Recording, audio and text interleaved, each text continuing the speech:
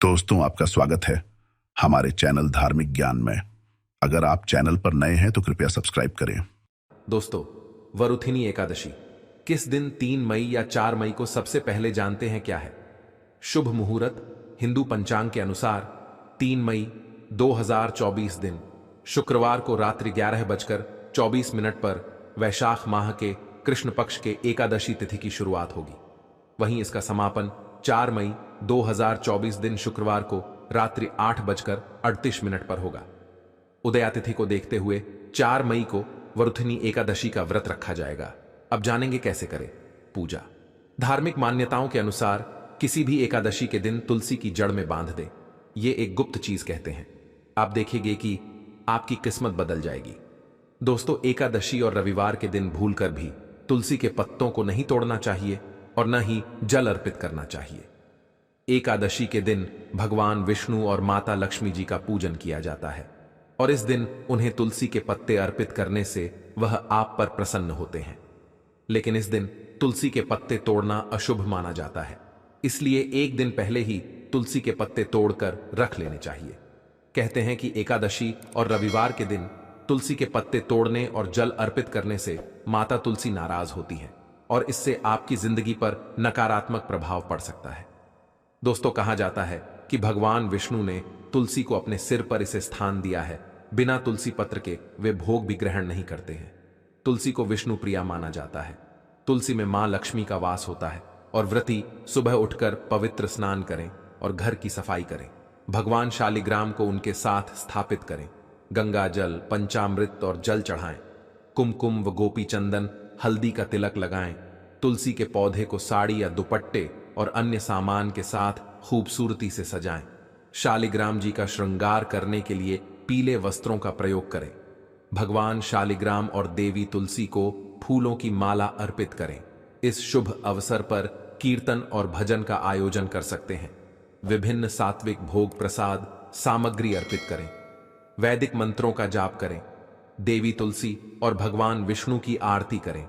सभी अनुष्ठानों को पूरा करने के बाद प्रसाद को परिवार के सदस्यों के बीच बांटें। पूजा में हुई गलती के लिए क्षमा प्रार्थना करें। अगले दिन अपना व्रत खोलें। दोस्तों, कुंडली में गुरु ग्रह को मजबूत करने के लिए हर रोज शिवलिंग पर कनेर का पीले रंग का फूल चढ़ाना चाहिए। यह उपाय भी आपको गुरुवार से शुरू करके 43 दिनों तक करना है। कनेर का पीला फूल लेकर उस फूल के अंदर आपको थोड़े से हल्दी से पीले किए हुए साबुत चावल यानी पीले अक्षत डालने हैं। ऐसा फूल आपको हर दिन शिवलिंग पर चढ़ाना है। फूल चढ़ाते समय आपको गुरु के मंत्र का जाप करना है। दोस्तों, इस उपाय से भगवान शिव की कृपा से गुरु जनित अशुभ प्रभाव आपके जीवन से समाप्त होने लगते हैं। बृहस्पति प्रसन्न होकर आपको आपकी मेहनत का उचित फल देने लगते हैं। धन यश कीर्ति मिलती है। दाम्पत्य जीवन सुखमय होता है। आपको एक सफल इंसान बनने से कोई नहीं रोक सकता। दोस्तों, अब बात करते हैं कि एकदशी के दिन तुलसी को जल क्यों नहीं देना चाहिए। कब तुलसी के पत्र क्यों तोड़ने की मनाही है, क्यों तुलसी को स्पर्श ना करें। चलिए इसके बारे में आपको विस्तृत जानकारी देते हैं। दोस्तों, रविवार का दिन भगवान विष्णु का सर्वाधिक प्रिय माना जाता है और तुलसी विष्णु प्रिया मानी जाती है।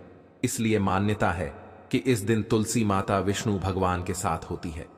विष्णु भक्त होने की वजह से रविवार को तुलसी माता उनकी भक्ति में लीन रहती है, तो उनकी तपस्या भंग ना हो, इसलिए रविवार के दिन तुलसी में पानी नहीं देना चाहिए।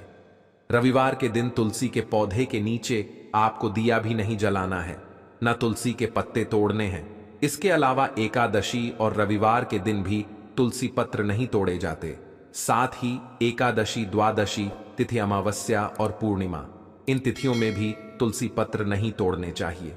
इन तिथियों के अलावा जब भी तुलसी के पत्ते तोड़े, हमेशा सुबह के समय तोड़े, शाम के समय ना तोड़े। शास्त्रों में बताया गया है कि तुलसी दल को वैधृति और व्यथिपात, इन 2 योगों में नहीं तोड़ना चाहिए। तुलसी को संक्रांति के दिन और घर में जब किसी का जन्म हो और जब तक नवजात का नामकरण ना हो तब तक तुलसी पत्र नहीं तोड़ने चाहिए। घर में जब किसी की मृत्यु हो जाए उस दिन से लेकर 13 तक तुलसी का पत्र पता नहीं तोड़ना चाहिए। सूर्योदय और सूर्यास्त के समय में तुलसी दल तोड़ना वर्जित बताया गया है। तुलसी का पत्ता बिना स्नान किए या फिर अशुद्ध हाथ से नहीं तोड़ना चाहिए। पूजन में ऐसे पत्ते भगवान द्वारा स्वीकार नहीं किए जाते। तुलसी पत्र कभी भी चाकू कैंची या फिर नाखून से ना तोड़े। तुलसी का एक एक पत्ता ना तोड़कर पत्तियों के साथ उसके अग्रभाग को तोड़ लेना चाहिए। और हमेशा जब भी तुलसी आप तोड़े तब चुटकी बजा करके आपको तोड़नी चाहिए और बोलना चाहिए कि चलो तुलसी मैया, आपको विष्णु भगवान बुला रहे हैं। शास्त्रों में बताया गया है कि तुलसी के ऊपर मंजरी आ जाए तो उसे तोड़कर भगवान विष्णु को चढ़ा देनी चाहिए। ऐसा करने से तुलसी भी प्रसन्न होती है। तुलसी की मंजरी सभी फूलों से बढ़कर मानी जाती है, लेकिन ध्यान रहे कि मंजरी तोड़ते समय पत्तियों का रहना भी आवश्यक है। मंजरी को भगवान विष्णु को चढ़ाने से मोक्ष की प्राप्ति होती है। आपको अगर जरूरत नहीं है तो बिना बात के तुलसी पत्र को आप तोड़ करके ना रखें। ऐसा करने से तुलसी को हानि पहुंचाने के समान माना गया है और तुलसी के पत्ते रोज तोड़ने की भी जरूरत नहीं है। तुलसी के पत्तों को 11 दिनों तक बासी नहीं माना जाता, तो ऐसे पत्तों पर थोड़ा सा जल छिड़क कर, गंगा जल छिड़क कर फिर से आप उन्हें पूजन में इस्तेमाल कर सकते हैं। तुलसी पत्र तोड़ते समय इनमें से कोई मंत्र अवश्य बोले। मंत्र है ओम सुभद्रा नमः या फिर ओम सुप्रभ नमः। इस मंत्र का भी उच्चारण आप कर सकते हैं। कभी अगर तुलसी मुरझा जाए, उनकी मृत्यु हो जाए, तो समझ लें कि तुलसी ने आपके घर पर आने वाली विपदा को अपने ऊपर ले लिया है और फिर आपको उस तुलसी को हटाकर तुरंत नई तुलसी जरूर लगानी चाहिए। पूजा करते समय यह ध्यान रखना जरूरी है कि शिव जी, गणेश जी, भैरव जी और दुर्गा मां को तुलसी के पत्ते नहीं चढ़ाए जाते। और अगर आप तुलसी मंत्र का जाप करते हैं तो यह बहुत ही कल्याणकारी माना जाता है। तुलसी माता के 8 नामों का जाप करना जीवन में शुभता लाता है। तुलसी के 8 नाम हैं वृंदावनी, विश्व पावनी, विश्व पूजिता, पुष्प सारा नंदिनी, तुलसी और कृष्ण जीवनी। मान्यता है कि जो भी पुरुष तुलसी की पूजा करते समय इस नामा अष्टक का पाठ करता है, उसे अश्वमेध यज्ञ के समान फल की प्राप्ति होती है। तुलसी केवल एक पौधा नहीं है, इसका धार्मिक और वैज्ञानिक दृष्टि से बड़ा महत्व है। यह एक औषधि है और इसका नियमित प्रयोग अगर आप करते हैं तो यह आपको उत्साहित रखता है, सेहतमंद रखता है, शांत रखता है। आयुर्वेद में इसे अमृत माना जाता है। भगवान विष्णु की पूजा, कृष्ण भगवान की पूजा, सत्यनारायण भगवान की पूजा तुलसी के बिना पूर्ण नहीं मानी जाती है। भगवान विष्णु और उनके अवतारों को तुलसी दल जरूर अर्पित करना चाहिए। तुलसी की पूजा कैसे करें? आपको पूजा के लिए घी, धूप, दीप, सिंदूर, हल्दी और चंदन चाहिए होगा। भोग में गुड़ या शक्कर भी रख सकते हैं। उन्हें फूल चढ़ाए जल दें।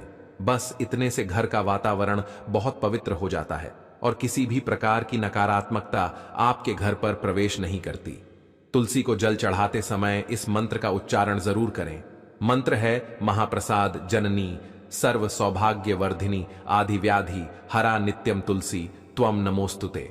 मंत्रोच्चारण के बाद तुलसी की आपको परिक्रमा करनी चाहिए। अगर आपके घर में परिक्रमा करने योग्य पर्याप्त जगह नहीं है तो अपनी जगह पर खड़े होकर 4 बार आप घूम लें, और अगर आपके पास जगह है तो आप 5, 11, 21 बार परिक्रमा कर सकते हैं। मान्यताओं के मुताबिक भगवान श्री राम ने गोमती तट पर और वृंदावन में भगवान श्री कृष्ण ने तुलसी लगाई थी। यह भी कहा जाता है कि अशोक वाटिका में सीता माता ने राम जी की प्राप्ति के लिए तुलसी का मानस पूजन किया था, ध्यान किया था। हिमालय पर्वत पर पार्वती माता ने शंकर जी की प्राप्ति के लिए तुलसी का वृक्ष लगाया था। ऐसी महत्ता है तुलसी की। तो तुलसी माता को हमेशा सजा कर रखें। चारों तरफ स्तंभ बनाएं, उस परे तोरण सजाएं, रंगोली से अष्टदल कमल बनाकर रखें, शंख चक्र गाय के पैर आदि बनाकर रखें। तुलसी का नित्य पूजन करें। तुलसी माता के दशा शरी मंत्र से तुलसी माता का आवाहन करें। मंत्र है श्रीम रिम क्लीम एम वृंदावन स्वाहा। दोस्तों, जब भी नए घर में प्रवेश करें, तुलसी का पौधा, श्री हरि नारायण की तस्वीर और जल से भरा हुआ कलश आदि लेकर के अगर आप प्रवेश करते हैं तो उस नए घर में कभी भी संपत्ति की कमी नहीं होती है। दोस्तों, तुलसी माता की उपासना कभी व्यर्थ नहीं जाती।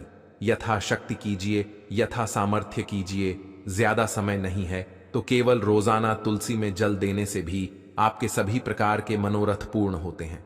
तुलसी पूजन से साक्षात भगवान विष्णु प्रसन्न होते हैं। तो दोस्तों, अगर आपके घर पर क्लेश कलह है, धन हानि हो रही है, बरकत रुक गई है, तो यह छोटे से उपाय जरूर करें। छोटे से उपाय